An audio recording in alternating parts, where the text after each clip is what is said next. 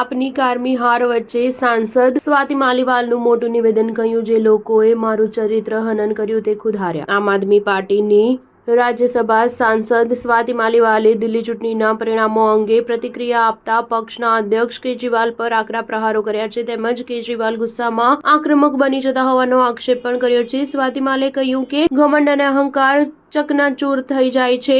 જે લોકોએ મારા ચરિત્રનું હનન કર્યું, અપશબ્દો કહ્યા, મને માર ખવડાવ્યો, આજે તેમની જ બેઠક બચી નથી। અહંકાર તો રાજા રાવણનો પણ રહ્યો નથી।